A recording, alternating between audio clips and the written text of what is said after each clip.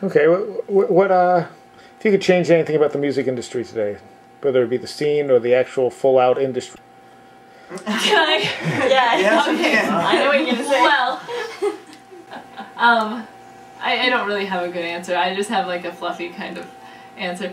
But I think it would be great if there was an organization and this supported, let's see. This would, I think we would get Elliot Spitzer involved. And this would be like an anti-payola thing. And what they would do is they'd make all the radio stations accused of payola, or like the record labels or whatever.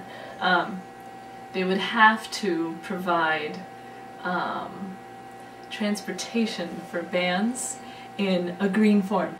Let's take this a step further and take all the money that's being put into wars and being put into weapons and being put into destructive stuff and direct that money into artists and people who are creating something that is, I mean, if you think of a rich nation that is doing all right on a basic level, the next step up is creating art and creating music. And throughout history, in Renaissance times, all the great artists had mecenat, or I don't know what you say this in English, a rich person who paid for a patronage.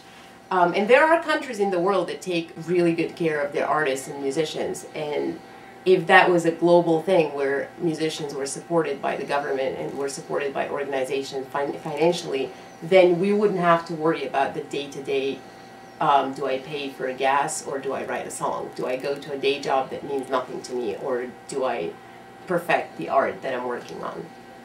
So I mean, it's bigger than the industry, really. It goes further into society, but... Okay. There's one more simple thing, and that's image. I think image needs to not matter so much. It's a little bit more simple than the other ideas, but... I don't know if it is, actually. It's a tough one. It's a very valid point, but I don't know if it's easier to change people from looking at image and... Rather than substance? Measuring the inside. Yeah. Instead Well, of part of what's it comes going on. from the audience, too. Like, people, you know, most people don't really go out of their way to listen to music. They hear it on TV, they hear it on the radio, and those mediums are all controlled by people who are only promoting the music as a way to make money somehow, whether it be a jingle or whether it be someone's hit song. And, you know,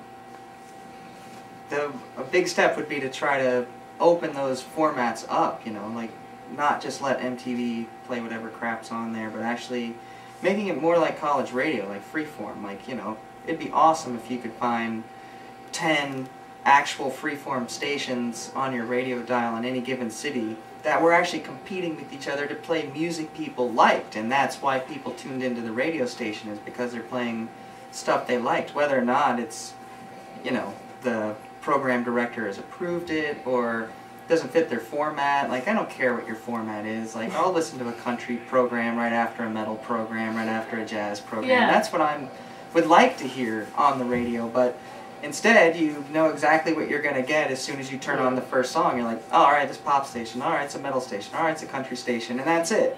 And, you know, you're lucky to hear that music on there because you got some douchebag talking for 20 minutes telling stupid jokes and, like, trying to titillate 17-year-olds talking about boobies on the air. Like, that's totally bogus. And, like, you know, in a way, like, the audience has come to expect that, and they don't really demand anything more out of the music than that.